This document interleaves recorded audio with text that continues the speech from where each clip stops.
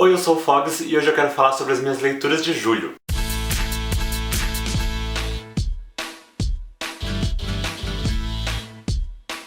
Vamos diretão porque eu tenho muita coisa pra falar sobre cada livro. Comecei o mês lendo Simon vs Agenda Homo Sapiens, da Becky Albertalli. Esse livro foi publicado aqui no Brasil em fevereiro pela Intrínseca. Eu gostei muito desse livro, eu acho que é o primeiro YA contemporâneo que eu amei, assim, não que eu tenha lido muitos, mas nunca foi um estilo que eu realmente me apaixonei, e esse aqui foi um caso de amor à parte. Resumidamente, a sinopse desse livro é que o Simon é gay, não tem nenhum problema com isso, só que ninguém sabe. Só que uma pessoa da escola descobre e começa a chantagear ele, e isso é muito escroto. Eu me identifiquei muito com esse livro porque eu também nunca tive problema em ser quem eu sou, só que por que as pessoas fazem tanta tempestade em cima disso? Numa comparação bem simples, sexualidade pra mim é como ser canhoto ou ser destro. Se alguém perguntar, eu vou falar, mas eu não vou chegar em algum lugar anunciando: olha, sou destro, olha, sou canhoto, olha, sou hétero, sou gay, sou bi. Uma coisa natural, uma coisa simples, e o Simon vê isso assim também. Ele não tem problema em ser quem ele é, em gostar do que ele gosta, só que ele nunca quis falar pra ninguém, nunca ninguém perguntou, então não tem pra que ele sair anunciando. E essa situação, que é o começo do livro, que é uma pessoa chantageando ele, faz com que ele tenha que se questionar sobre o que ele vai fazer, como ele vai agir caso essa informação chegue até a família dele, até os amigos. Tem também uma pessoa que o Simon tá se correspondendo por e-mails que ele gosta e ele tem medo de que se essa informação vazar vai estragar tudo. Então é a vida do Simon tendo que lidar com toda essa situação que as pessoas causam sobre uma coisa que ele não quer criar situação nenhuma, porque pra ele é uma coisa simples.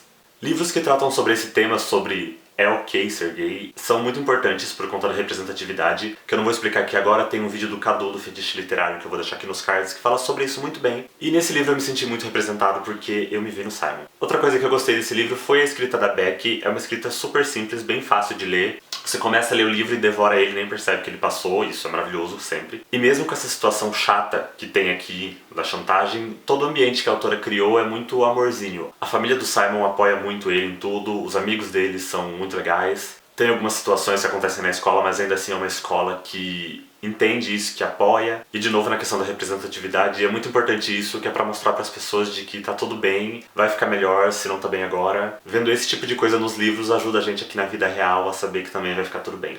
Eu dei 5 estrelas pra esse livro e eu tô muito ansioso pra ler o próximo livro da Becky, que tem essa capa aqui. Não tem previsão nem título no Brasil ainda, mas nos Estados Unidos sai em 2017. Depois eu peguei o meu mais novo amor, que é A Verdade sobre o Caso Harry Cabert, do Joe Dicker. Eu devorei este livro. O desafio do mês de julho do calendário do Victor Martins era ler um livro com mais de 500 páginas, e aí eu peguei esse aqui da minha estante que eu comprei em dezembro, e eu estava ansioso pra ler, e por que não, né? Já que era o desafio, deu vontade de ler, bateu o negócio ali, peguei. E eu me surpreendi muito com esse livro aqui. Primeiro porque a leitura dele é muito rápida e muito viciante. Não sei se é alguma coisa no título, a verdade, ou se é o tamanho do livro, eu não sei. Alguma coisa nesse livro me dava a impressão de que ele ia ser um pouco arrastado, um pouco pesado, mas pelo contrário, eu peguei esse livro e em meia hora eu tava, sei lá, na página 50, porque eu não queria largar, e a leitura é muito rápida, mesmo ele tendo blocos de parágrafos do tamanho de uma página.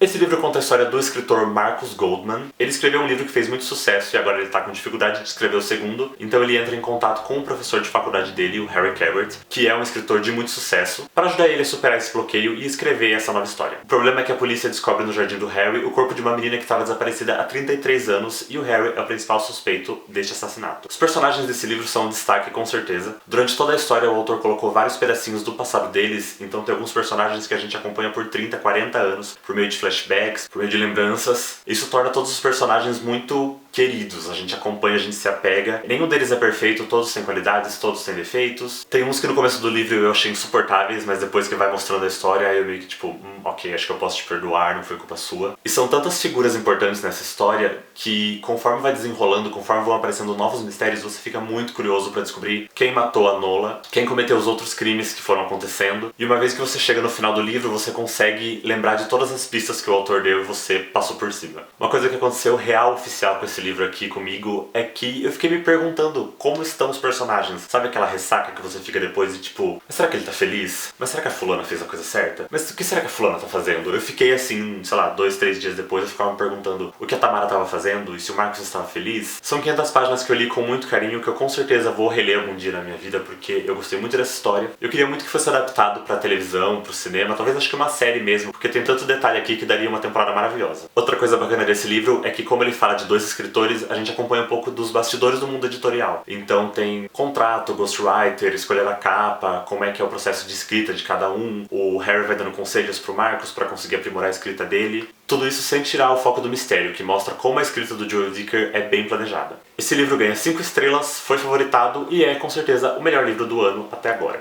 Depois eu peguei para ler A Geografia de Nós Dois, da Jennifer E. Smith, que eu recebi de parceria com a Galera Record.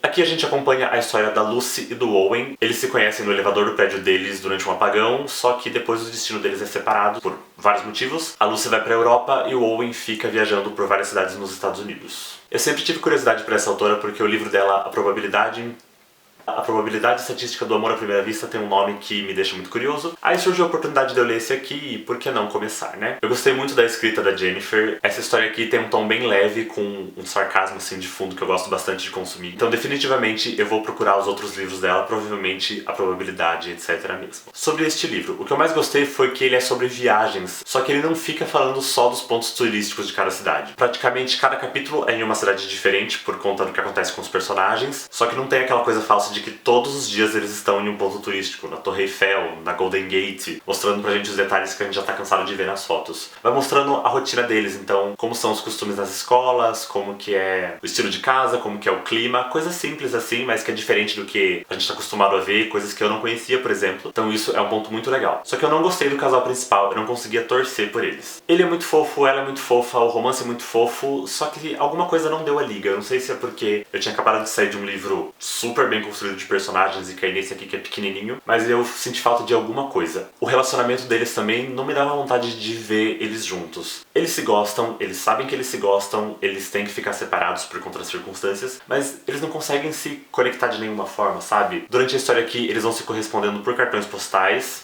o que é muito fofo, só que não é nada prático. Em algumas ocasiões aqui que eles perdem o endereço um do outro por conta dessas várias mudanças, eles não conseguem mandar um SMS, mandar um e-mail um pro outro porque eles têm medo do que o outro vai pensar, de que e-mail é muito imediato, e eu achei esse mimimi tão chato, sabe? Você gosta dela, ela gosta de você, por que vocês não estão tentando fazer funcionar, sabe? É muito mimimi. Outra coisa que me incomodou, se o Owen é tão pobre, se ele e o pai dele precisam tanto de dinheiro, de um emprego, como é que eles conseguem viajar tanto?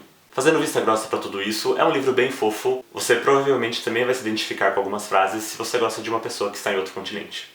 Pra esse livro aqui, eu vou dar 3 estrelas. O quarto livro que eu peguei foi Fuga da Biblioteca do Sr. Lemoncello, do Chris Grabenstein. Eu recebi esse livro de parceria com a Bertrand Brasil. Esse livro conta a história do Kyle, ele tem 12 anos e ele ganhou um concurso para conhecer a biblioteca nova da cidade antes da inauguração. O Kyle não gosta muito de ler, mas ele gosta muito dos jogos de tabuleiro do Sr. Lemoncello, que é quem está construindo essa biblioteca, e que faz uma espécie de reality show para que as crianças achem a saída usando as ferramentas e os livros que tem lá dentro. Esse aqui é um livro infantil e eu me vi lendo um livro Sessão da Tarde, que é aquele livro gostosinho e leve, que uma turminha da pesada apronta várias confusões em busca de uma super aventura. Tem um grupo de amigos, tem um dos amigos que é o vilãozinho, aquele livro que você já começa sabendo qual vai ser o final, sabe? Mas é muito gostoso você acompanhar tudo isso para se distrair. Começando pelo que eu não gostei desse livro, foi que poderia ter algumas ilustrações. Por quê? Essa biblioteca aqui, ela tem 3 andares e 1000 equipamentos tecnológicos, uns robôs, uns hologramas, umas coisas muito fantasiosas, assim, né? É um livro infantil. Só que as explicações ficam meio que difíceis de entender onde é que fica cada sala, como é que as coisas estão acontecendo. Não sei se foi falta de imaginação minha, se eu estou muito crescido pra isso, mas acho que algumas ilustrações poderiam facilitar isso pro leitor. Até alguns desafios que acontecem aqui no meio do reality eu fiquei meio quê? Mas eu deixei relevar porque o Sr. Lemoncello, ele é mesmo uma pessoa excêntrica, então os desafios claramente seriam excêntricos também.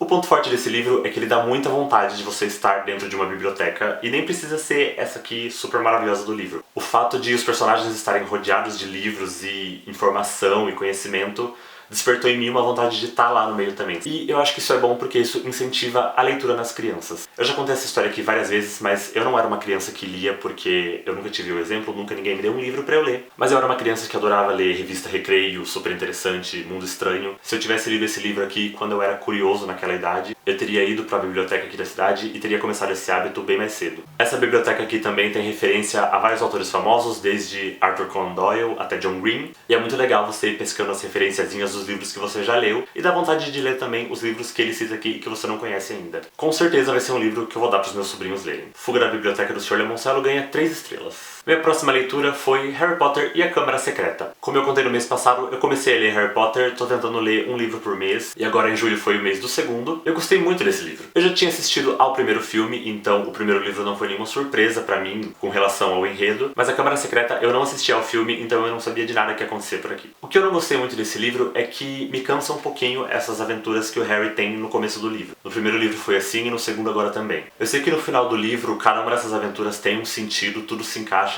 só que no começo, antes de chegar a essa parte, ele fica fugindo muito das aulas e aprontando várias coisas, e ele é quase expulso todas as vezes, e nesses dois primeiros livros isso me incomodou um pouco. Me falaram já que do terceiro pra frente ele é menos infantil, então eu espero que tenha menos dessas aventuras que ele fica fugindo da aula pra aprontar, mesmo que seja por um motivo bom. Mas conforme eu ler os próximos, eu vou falando pra vocês. Por favor, não me deem spoiler. Essas coisas me incomodam porque eu gosto de estudar, então eu quero saber das aulas, eu quero saber o que eles estão aprendendo, como se eu fosse aprender magia aqui no mundo dos trouxas também, né? Mas enfim.